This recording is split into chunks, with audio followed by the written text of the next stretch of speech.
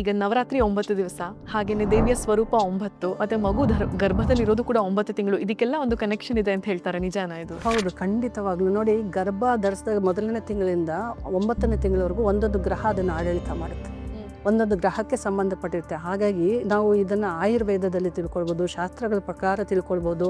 ನಮ್ಮ ಸನಾತನ ಧರ್ಮವನ್ನು ತಿಳ್ಕೊಂಡಾಗ ಇದರ ಅತ್ಯಂತ ವಿಶೇಷವಾದ ಒಂದು ಆಳವಾದ ಒಂದು ಜ್ಞಾನ ಇದೆ ಇದರಲ್ಲಿ. ಒಂದೊಂದು ತಿಂಗಳಲ್ಲಿ ನೀವು ಎಂತಹ ತರಕಾರಿ ತಿನ್ನಬೇಕು, ಎಂತಹ ಹಣ್ಣನ್ನು ತಿನ್ನಬೇಕು, ಎಂತಹ ಹೂವನ್ನು ಮುಡಿಬೇಕು, ಯಾವ ಸಂಗೀತವನ್ನು ಆಲಿಸಬೇಕು, ಈ ಸರಿಗಮಪ ಅಂತಂದಾಗ ಒಂದು ಆ ಸ್ವರಗಳು ಹೇಗೆ ನಮ್ಮ ಮೇಲೆ ಪರಿಣಾಮವನ್ನು ಬೀರುತ್ತೆ, ಮಗುಗೆ ಹೇಗೆ ಅದೆಲ್ಲ ಒಳ್ಳೇದಾಗುತ್ತೆ ಅನ್ನೋದೆಲ್ಲವನ್ನು ನಾವು 9 ತಿಂಗಳಲ್ಲೂ ಸಹ 9 ಗ್ರಹಗಳಿಗೆ ಕನೆಕ್ಟ್ ಮಾಡಬೇಕು. ಬಣ್ಣ ಇರ್ಬೋದು, ರಾಗ ಇರ್ಬೋದು, ಆಹಾರ ಇರ್ಬೋದು, ಪ್ರತಿಯೊಂದು ಅದು ಕನೆಕ್ಟ್ ಆಗುತ್ತೆ. ಆ ಗರ್ಭ ಧರಿಸೋದು ತುಂಬಾ ಶ್ರೇಷ್ಠವಾದ ಕೆಲಸ.